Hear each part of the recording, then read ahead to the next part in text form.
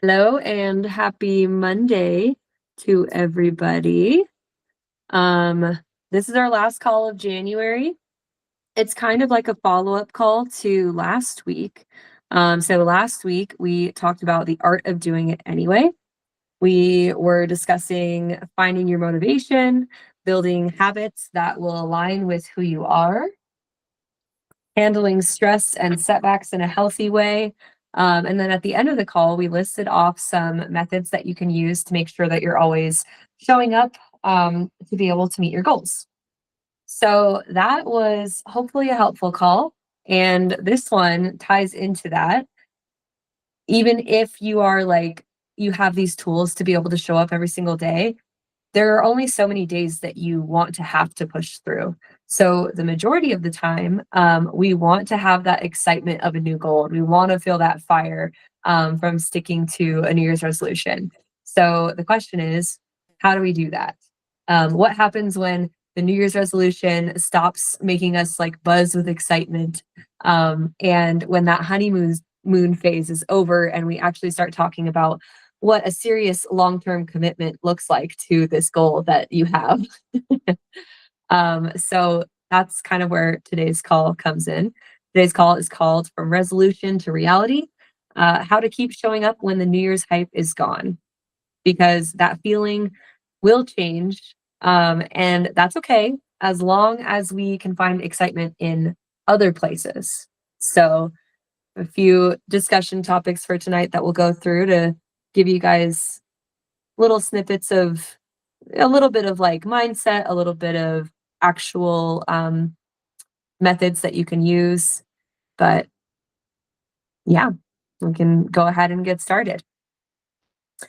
So the first tip that I have to keep your resolution, like keep the momentum, I would say, with your resolution, is to make sure that it has measurable sub goals based on the reality of your day to day. So, what that means is like, if you have a resolution, sometimes it can be lofty. It can focus on this specific outcome that is, I mean, kind of by design, 1 year away. So, within the next year, I need to do X. Like a lot of resolutions are written that way. So, when that initial hype kind of fades, as it might be starting to do towards the end of January, keep that resolution, but focus on the reality of like, what are you doing every single day? So if your goal is to lose 10 pounds, what exactly are you doing each day or each week in order to meet that goal? So an example would be like, instead of obsessing over the scale every day because you want to lose those 10 pounds, focus on what actually drives the change to get there. So have a mini goal of, I want to work out at least 4 times every single week. I want to hit my daily step goal. I want to have at least 90% adherence to my meal plan. Spending time like in those details and getting excited about the boxes that you check off every single day, or being proud of hitting those sub goals that get you closer to that end goal, will keep you feeling like you are always close to your goal. You're always like going one rung up on the ladder. I know that's a really common tactic, but sub goals aren't just like smaller versions of your New Year's resolution. It's stuff that's actionable and stuff that is easily accomplished like frequently. So Shalais, I'm gonna call you out. Do you have anything you want to add? Not yet. Okay. Sounds good. So the second thing that I like to have people do after making these sub goals is defining a bare minimum requirement for your goal. I think that this is so important. And depending on the personality of the person, you might feel like you're copping out or giving up or wimping out just by having this idea of like, what's the lowest bar that I'm willing to meet. But really, it just means it's not that you're allowing yourself to do less, it's that you're never allowing yourself to do nothing. So I like to say to hold yourself to a standard of never nothing, which means that you're always doing something to get toward your goal.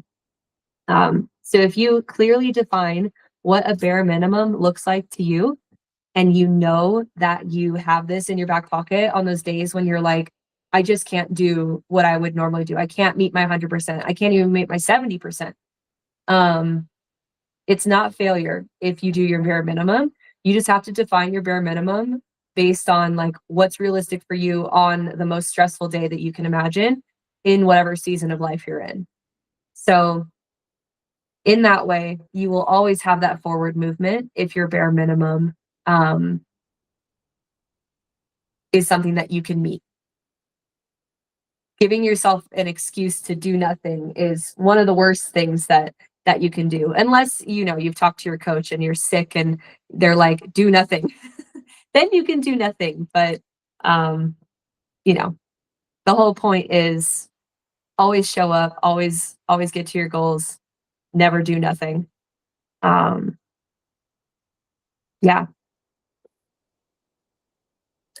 I want to like to add to that, like I love the way that you put that, first of all. Like never do nothing is awesome. And I don't know if you mean it this way or not, but I also, to me, like I have like non-negotiables. Like I Mm. am going to do this no matter what.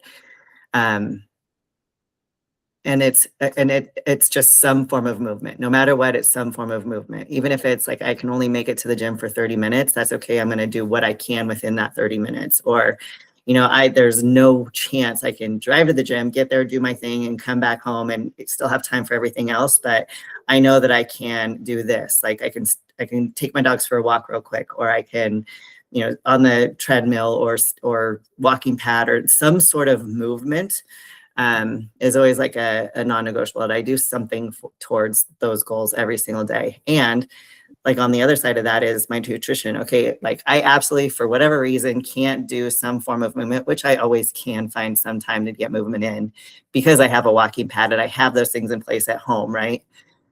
If nothing else, my food is spot on that day then. So I know I'm taking care of myself in that sense. Like I'm not gonna like excuse my language, everybody out there, but an oh fuck it moment to everything, that day. So like you're still at all those healthy lifestyle habits in place some way, shape, or form. And I'll say this, like I don't know about you, Taylor, but like a lot of my clients, a lot of them are like it's not a problem getting them to go to the gym. For the majority of my clients, they love going to the gym. That's not the issue most of the time, right? So I have a hard, like I have to talk them off the ledge a little bit. Like when they go on vacation or when they go camping or something like that, they're like, oh, I took my dumbbells with me, or I did this, or I did this. I'm like, it was like, you didn't have to do that. Like, you don't have to go above and beyond. I'm like, get movement in. When you're camping, you're probably walking, water skiing, jet skiing, whatever, you're probably doing some sort of movement in some way, shape, or form sometimes. So like, that's good enough. Like, be okay with that being your never not nothing, which I love that. Or even on vacation, I know you're not going to there's probably a possibility you're not going to take every day to go to the gym. I get that. Like, you don't have to. Like, they're like, I'm so sorry I couldn't get to the gym. Okay. Like, it's fine. I didn't expect you to on vacation. A vacation is a vacation from all things, like if you can find the time, great. If not, just movement. And then most of the time, like a lot of them, like a great example of this is like Disneyland. You're probably getting in twice as many steps at Disneyland anyways than you normally would on any other day. So that's great. So you're doing something. Like, it may not feel like anything in the moment, but you're getting something done. There's like movement in that. So a lot of people need to show themselves grace too, in that sense, because a lot of people are just like, I have to do this. I have to do this. No, you don't. Like, one day is going to be okay too. Like, some form of movement is fine. Yeah. Yeah. And I do think that people underestimate how much of an effect just any movement has, especially something like walking, something that is like low impact, that, it also gives you like a little bit of time to think, and just mental and physical health from walking is incredible. For sure. Not to say throw out your workouts, because there's a purpose for everything, but if you do have to spend a day like getting 20,000 steps instead of getting your workout in, like that, if that's something you don't normally do, probably going to be really beneficial for you. We talk a lot of the time, especially like sedentary clients, where their job is sitting in front of the computer. I'm like, little exercise snacks. I'm sure people have heard that out there. Exercise snacks. So get up and, okay, maybe in some offices it'd be weird if you just started doing air squats in the middle of your office kind of thing. But if you can find something like that, like get up and just walk around the building real quick, or if you have your own little cubicle or office or something, just real quick air squat, like just something to get moving, because that's going to do more for you than nothing. Yeah. Yeah. And you'll probably feel better when you get home and not as stiff, not as groggy, and you'll maybe want to go to the gym. So your movement earlier in the day will help you get to your gym goal later. Yep. Yeah. Sorry if I went on a tangent.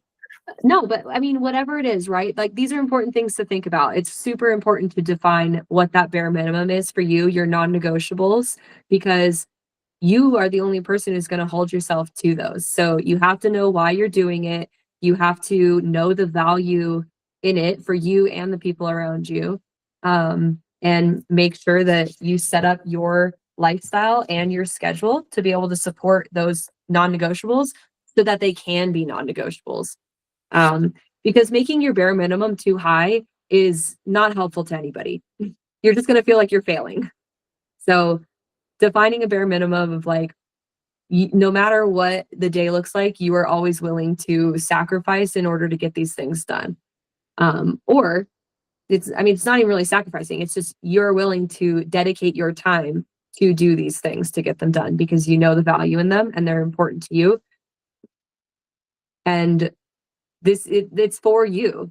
It's always for you. So whatever it is that's going to make you feel the best and look the best, you can work with your coach on it, but you're still going to have to bring it to the table. Your coach can't decide your bare minimum outside of like, we're not talking about competition prep. Right. There is no bare minimum in competition prep. It's stick to the plan as the plan is written, period. But all other moments, off-season, lifestyle, get that bare minimum defined. And kind of like segueing into the next one. Next tip is to be open to change when a goal isn't working. So I love using 4-week markers or chunks of time. I think they're super short. They feel super short, but they're also really, really powerful because it gives us enough data to be able to know how we can proceed. So within 4 weeks time, if you are consistent, we can usually see like, all right, we're on the right track here. Or you know what, we're going to need to adjust something. And as we approach February, we are approaching that 4-week mark of New Year's resolutions. So during those 4 weeks of January, you will have learned lessons from everything that you were doing in January. You'll know some things that were working, some things that didn't work, maybe some stuff that felt like it was missing from your plan, or areas where you were like, wow, doing this one thing made this experience so much more enjoyable. Like allowing your sub goals and your bare minimum requirements to morph as needed in order to fit your lifestyle like throughout the year. That is key in making sure that you still meet your New Year's resolution goal that is like a year in the future. So the goal will always remain the same, but the methods that you're using to get to that goal should be adapted so that you're always making progress. And this is one area where it's super helpful to have a coach, because you can just tell your coach like, hey, I'm finding that I'm having to cut my workouts short every single week just because of everything that's going on in my life right now. You can talk with your coach about it and they can potentially give you a shorter workout or tell you, hey, it's fine. Break it into 2 separate sessions. Like go do half of it at lunch and do half of it in the morning or whatever it is. Like we can help brainstorm ideas of what can work for your lifestyle and be honest and say, look, if you can't find the time to do this amount of work, you're not going to be able to get to your goal. And then you can talk about like, okay, do I adjust my expectations of how soon I'm going to reach this goal? there's a bunch of different stuff that you can do. Is Damien being unsafe again? What? Is Damien being unsafe again? Is he trying to hop on the call? I don't know. Let me look who it is. Pause. I know. Here, one sec. Let me see who's at our door. Our doorbell just rang. But yeah, Shalise, if you want to talk any bit about like what I was just mentioning, changing your goals or adjusting your timeline. Oh, it is Damien. Is it? Yeah. Because he was just asking for the link. That's why I was. Oh, okay. Hi. What's that? Oh, you're even home. You're not doing it illegally. Yeah. Hey. Okay, so Taylor, just to go off what you were saying, like a lot of my clients, they'll see, like I always ask week 4, okay, we're at week 4, where are you at? What are you plateauing on? What are you still making progress with? Where are we at? What can we change? You know, give me feedback there. So that always sets the next stage up. Do we keep with this program? Do we kind of switch things up? Do we make some changes to reps and sets, intensifiers, whatever? This is where I make those changes. So it's always at the 4-week mark, and we might not change anything. We might, like, if they're still making progress, cool. Like, you still have room to grow. So let's not change a damn thing. And that always doesn't always go over well because they want to change, and I get that. But yeah, if we're still making progress, then awesome. Let's keep rolling with it. But yeah, same thing, Taylor. I give them a 4-week little, okay, where are we at? Little check-in and go from there. Mm-hmm. So next thing that I have on here is a little bit on the mindset side, but I really like it. When I first read this, thought about this, it like brought me a lot of peace, especially as I was going through a very long off season where I was super frustrated that I was like, it just happens slower than you want to. It does. And that's okay. But what I want to say is that the hype from your New Year's resolution, it doesn't actually fade. It just transitions into other positive feelings that you should value more than the hype. So, are you confident in your ability like to get to this goal? Do you feel confident in the gym, in your body? Do you feel stable, like you have a routine that is consistent? Are you proud of the things that you do on a daily or a weekly basis? Do you feel capable, like you're doing all these things that maybe you weren't able to do before? It's like you settle into this routine, and if it's working, that's a win. So that momentum that you build from showing up for yourself day after day, week after week, that is real and more powerful than that initial hype that you might feel. Those are the winning feelings. So it's like focusing on, yeah, maybe you don't have that same excitement, but isn't it peaceful knowing that, like, it's almost just exciting knowing that, like, hey, I know what I'm doing and I don't need to do anything different. I'm doing everything that I need to be doing. I just had a perfect example of that a couple check-ins ago from a client. She's in her off season, and it's going to be a pretty long off season. And we're making great progress. Her reverse is going great. Everything is going really, really well. And this is a person who has struggled with like hormones in the off season and trying to get them right, and gut issues and all of that. And coming out of this, we're having a great reversal. And she's like, I don't have any questions. Nothing's going on. She's like, should I be worried that nothing's happening? I'm like, no, the fact that you're in maintenance and things are going great and you feel great and you're making progress in your workouts, like that's the best part right there, is like, we have nothing to worry about. We're not trying to fix anything right now. Like, you're in a great spot right now. But I think it's really hard for people like in that off season or maintenance phase that we talk about. There's nothing happening. There's no transformation pictures to look at. You can't see any visible changes. So staying in that hype and staying in it and thinking, oh, everything's going great, like that, it's a lot harder to, I guess, get their buy-in because they're like, well, nothing's changing. Nothing's changing. Well, nothing needs to change. You're doing great. Like everything's going really well. So let's be happy Yeah. with this moment right now.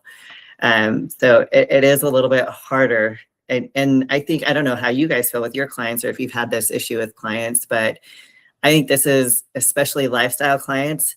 This phase is really hard because not a whole lot changes for a while. And they're like, well, you're not changing anything. So what are you doing? Like, I don't Yeah. need you anymore because I'm just Why staying am right I here. paying for you? Okay, but no, that's exactly the point. Like you're doing Um, well. We still have room to move and we might move here soon, but right now you're in a really good spot. So I don't know if you guys have the same, I don't know, struggle, I guess, with that buy-in during this time too.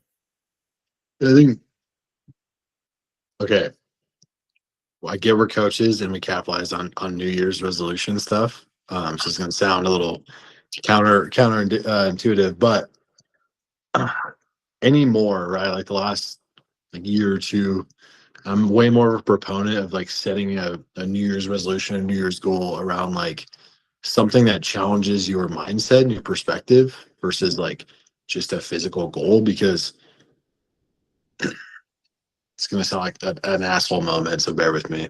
Um, if you've gone X amount of years in your life before getting into something with fitness, the odds of you sticking with something now is very low, right? Just like statistically speaking.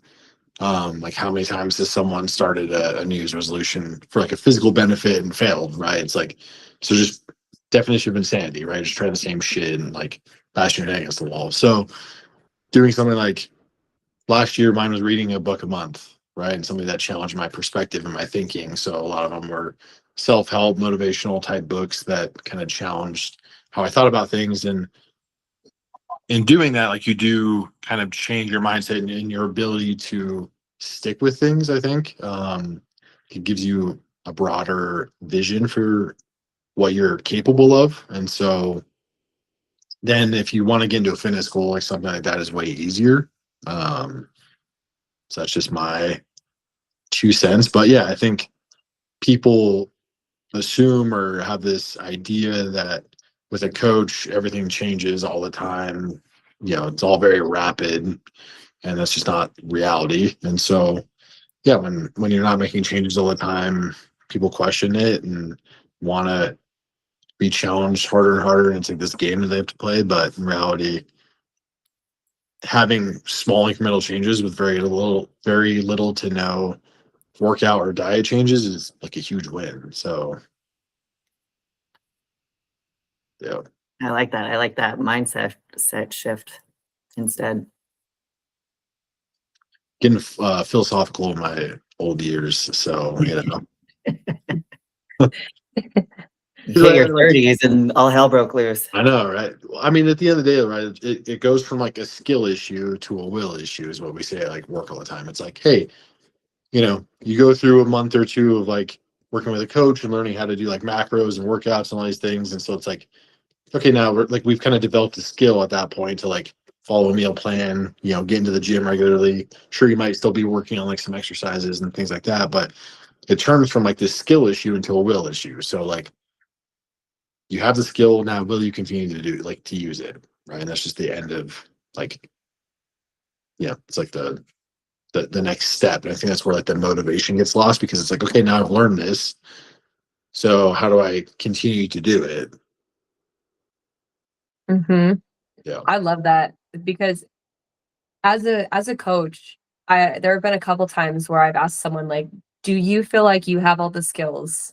Like you've learned all the skills you need in order to like continue this on your own? And the answer after working with someone for a while should be yes. And that doesn't mean that at that point you need to leave your coach and just do it on your own.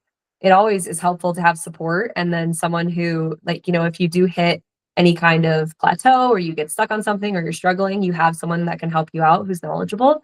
But also giving yourself that power of saying like, I could do this on my own, but I choose to have someone help me with it. Like that's an important moment to realize that you do have all these tools on your own. It's not your coach that is causing you to do or not do something. it's not your coach that is like eating the food and doing the workouts so that you do make progress. You are doing all those things, and your coach is just kind of like putting up little bumpers here and there so that you go in the right direction. It's like bowling. We have to put the guardrails up. Yes. You know. Yeah. I think a lot of it, like, you know, the conversations when I used to sell personal training and all that, and like we had scripts, but I hated the script stuff. Let's speak a little bit more real to people, because, you know, a lot of the gyms capitalize on fear-based sell. You know, it's like, you want to be around for your kid's graduation in 10 years, like you better fucking lose weight and follow this. And it's like, chill out, right? But I do think, right, like I tell everyone in consults or anyone who talks about it, you have to do it for you.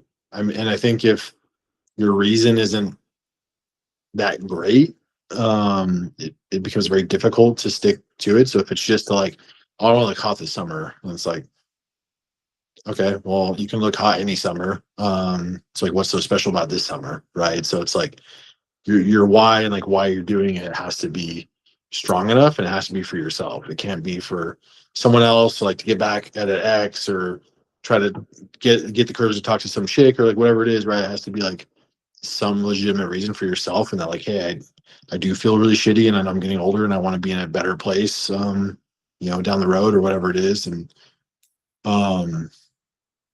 yeah, Last week we kind of talked about like intrinsic Yeah. versus extrinsic motivation. So we were giving examples of different motivators that you could have, and the strength of those. yeah, So yeah, the looking hot this summer might be on the lower end of that scale. yeah, and it's Still a valid goal. well, it's But interesting too with those, because like certain ones can just like click, and all of a sudden it's just like makes sense. And you know, I've talked about like what got me first into working out and losing weight, and it was just like a random conversation that, you know, just snapped me. And Right. here I am like 11 years later, right, still doing the same thing. So some things just click for some people, but that motivation or that like switch has to be right for that specific person. And if it's just, you know, some kind of low value thing, then through the hype or not, like you're just not going to stick with it. So make sure that that's the right thing for you. sorry, my dog's making sounds. I can't even see. I can't even see. Is anyone else on this call, or is it just us three?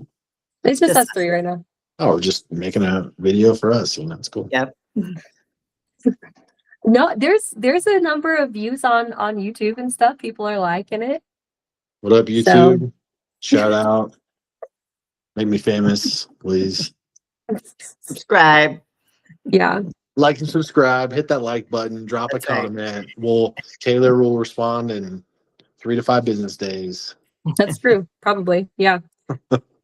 Okay. Well, the last thing that I have here is a closing statement that we can talk through a little bit.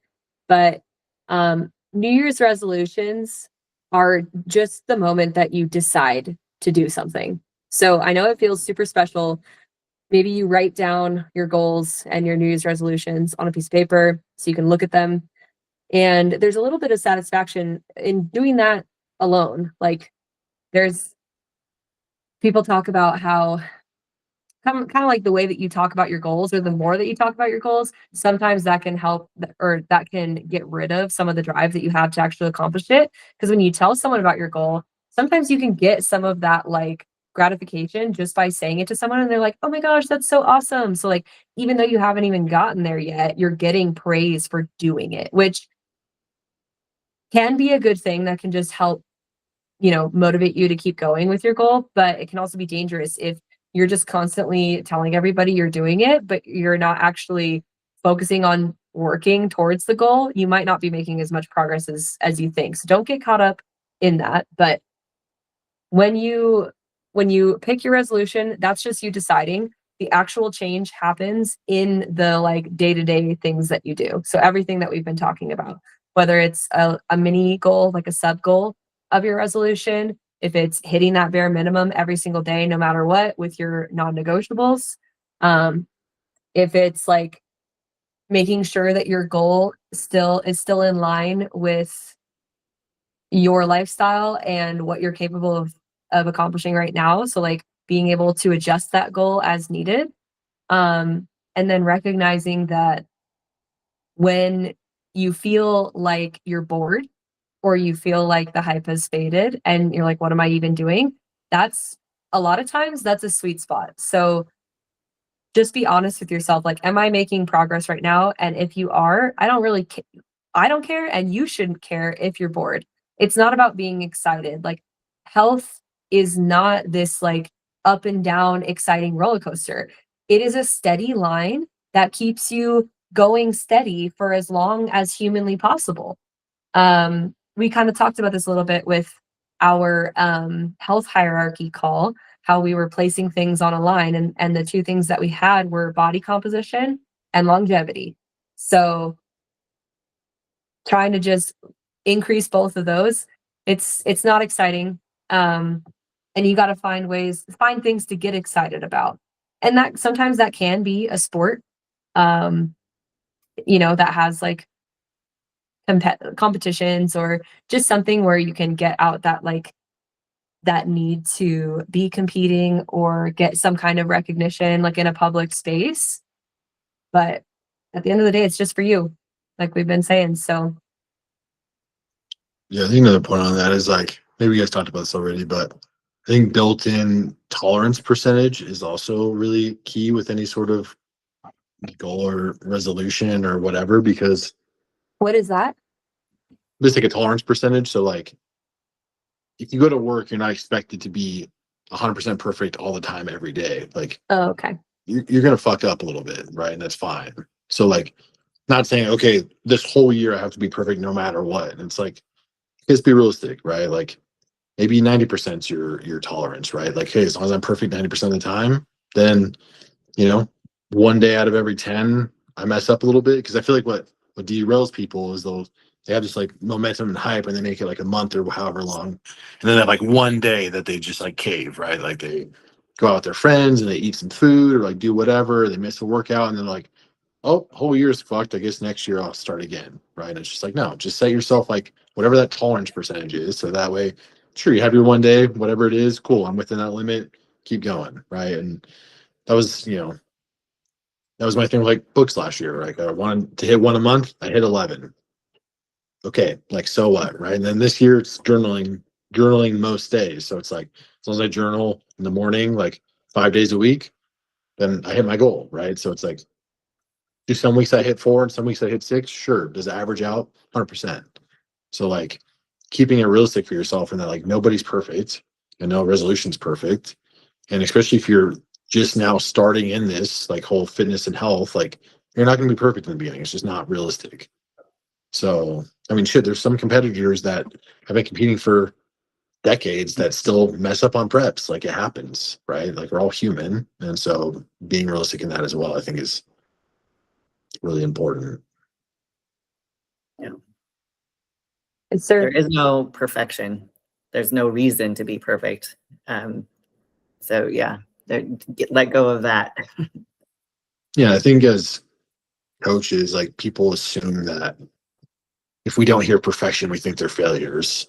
And for me, and like even at work, right, I tell people all the time, it's like, I don't like people mess up. It's fine, right? Does it cost money, whatever it is at work? Sure. But like my main thing is, does whoever caused it own up to it? Do they just take accountability? I'm like, hey, this happened, how do we fix it? And it's like, okay, the fact that you just took accountability, I'm not mad at you at all. Let's just find a way to fix it and then find a way to help prevent it so it doesn't happen again and then just move forward. So it's obviously like when you start making excuses or like whatever it is, then kind of becomes an issue, like to me, right? That's where I get frustrated is when people make excuses or whatever it is. But yeah, just accepting it and owning up to it and then just move on, right? It's not a big deal. But you don't have to like hide that you're not perfect to coaches. It's fine. Just say it and let's move on. And a lot of those times, those are like super coachable and teachable moments too, for them to like, hey, it's okay. And, you know, letting them get rid of that guilt because you said that too. So it's just like, okay, so it happened and let's move on. It's all the other days that mattered that you piled up before this that happened. So, and they're like, oh, okay. Like, Yeah. and I don't know if you guys get this, but I have people apologize to me all the time. I'm like, you don't have to apologize to me. I'm just here to help coach and guide you to the next step and maybe how to do it different next time. It's not me you have to apologize to. Like, I don't like, this is your goal. This isn't me. This isn't like, you're not letting me down. This is just my way of helping you out and to move forward from here. So. Mm-hmm. Those moments where you make a mistake, or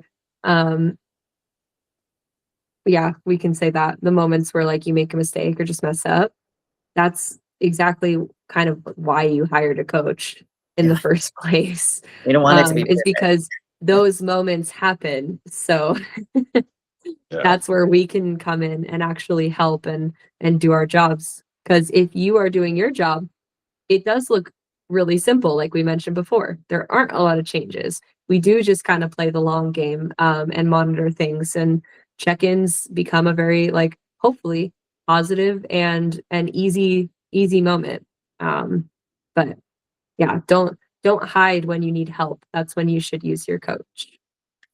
And that's the other thing I tell my clients all the time is all data is good data. Like whether you had a shitty week or not, it's still good data, because it could be where, shit, coach, I didn't get any workouts in this week. And okay, so, and then we look back and we look at your body composition might be better, inflammation might be down. I'm like, that was probably a good thing you didn't get any workouts in, because that's exactly what your body needed. So it's, again, let us know these things are happening, because it might be a situation like that where that's probably exactly what you needed at that moment. And again, we can coach you up from there and talk about what's happening. So I always find it funny where people are like, I'm not checking in because my weekend was shitty, or this was shitty, or that. Like, no, I don't care. That's exactly, you're not supposed to check in only when everything's perfect and going great.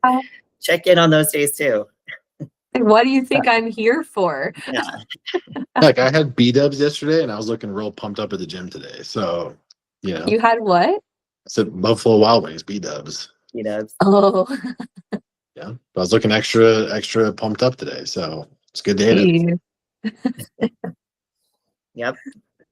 Yeah, I think, yeah, my like last thing I'll say, I guess, so now we gotta wrap up, but you talked about like kind of setting goals in silence and like not speaking about them so much, right? And getting that gratification. I do think that having, right, because like you have to develop a relationship with your coach, right? And it takes time. It's not just gonna happen overnight. So I do think having someone else to kind of help hold you accountable that knows your goal and can kind of that you trust would call you out on your shit is also really important. Like whether that's a spouse or a friend or like whoever it is, of like, you know, they see you not getting your steps in that day, or like they're gonna ask you like, hey, what are your steps at? Or how's your meal plan today? Or hey, like let's go hit the gym or whatever it is, right? I think having someone like that in your life that you can also kind of lean on is always nice.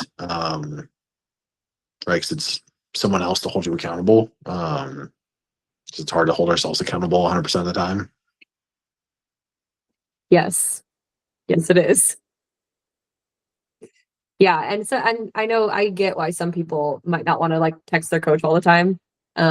So yeah, it's good to build your community in addition to your coach, but your coach should know everything that happens in general. But like those moments where you're like, oh, I just really want Oreos, like, at least me as a coach personally, like, sure, please text me that. I love hearing about all the thoughts and feelings. But you can also text that to your friends and that support you, and your friends can be like, no, don't do it. I'd be like, damn dog, me too. And that, why'd you gotta say that? Yeah. Actually, I swear to you come guys, over. Yeah.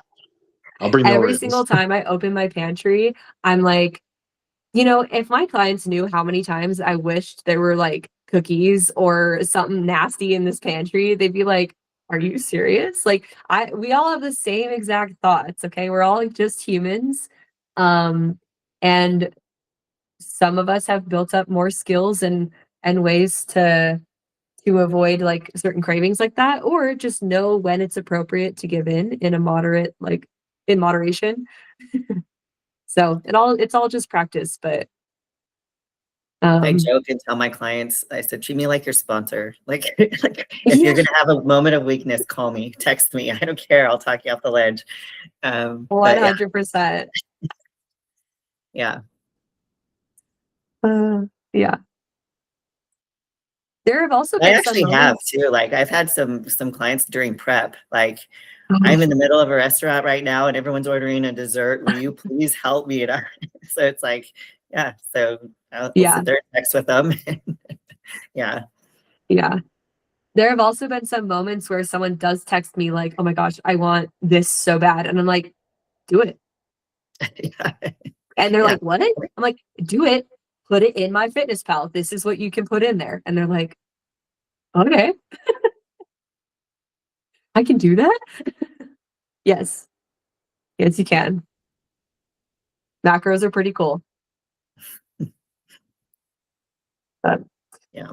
all right. Well, any final statements here? We covered everything. I think that with last week and this week's call, it's a nice call series to hopefully make sure that people are being smart with their goals and really understanding what it is that they're doing and why and how long that it'll be sustainable for.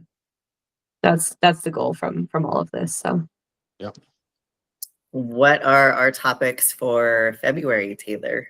ooh, are we gonna do a reveal? Because I haven't We even posted should. it yet. Secret reveal, an Easter egg for the real Exclusive ones. treat for watching till the end. That's Uh-huh. right. Yeah, you guys deserve it. Straight up. Let me read it. Just don't scrub the bar, you assholes. For those of you who know YouTube lingo. Okay. So for February 2026, our call topics are first one will be understanding fitness goals, the reality of achieving and maintaining your ideal physique.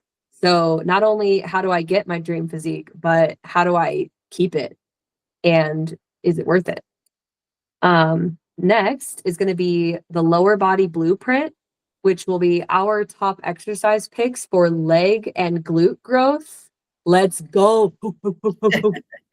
She says suspicious glutes. Don't listen to her. Used to, not anymore. Shalay They're still has suspiciously suspicious. shrinking. Fuckers. Excuse my language. I It's think that old. they're It's still farm year old. suspicious. And as someone who was one of Shalace's clients, she also gave me suspicious glutes. So this is going to be a good call. The next one is, I like the title of this one. I wrote it just so that you guys know, but I also like it. Too Stay sugar humble. or not too sugar. Just talking about natural versus processed sugars and how they can fit into your diet because it's inevitable. We're going to get both. So knowing like what's okay, what's not.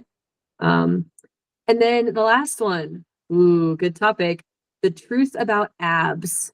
So why core function matters more than appearance. So we're going to talk about like not everybody, most people probably want visible abs. That's one of the most highly requested things I hear as a coach. You want a flat stomach or visible abs. So we're going to talk to you about what that actually means and what it means to like what your core actually does and what abs actually mean. So And is those it are necessary? even is it necessary? That's another one. So yeah, that is our list for February. I'll be posting that on socials in the next couple of days, but super excited for those. I love the ones where we talk about different exercises. So I know that the last like 2 months were pretty focused on a lot of mindset stuff with all the goals that are happening around this time and the holidays and everything. But we're gonna start doing more calls talking about like training and exercises and things like that. So also, if there's Looking forward anything you to want it. to hear, please send us topic requests. Yeah. So Awesome, Taylor. Sweet. well, thanks everybody for joining, and we will talk next Monday in February. Understanding fitness goals, the reality of achieving and maintaining your ideal physique. Hey, really quick, before we log off, where can you find each of you guys if they want to follow? I am Taylor CE on Instagram, and you can also just see me on the Team Iron and Lace Instagram. I'm Big Buff Daddy, that Big Buff Daddy. So no, I'm at Damien.branching. Don't ask me to spell it. And I'm at Schlace_IFBB Pro. And obviously the Team Iron and Lace page. Obviously. Right on. Well, we'll Cool. talk to you guys next Monday.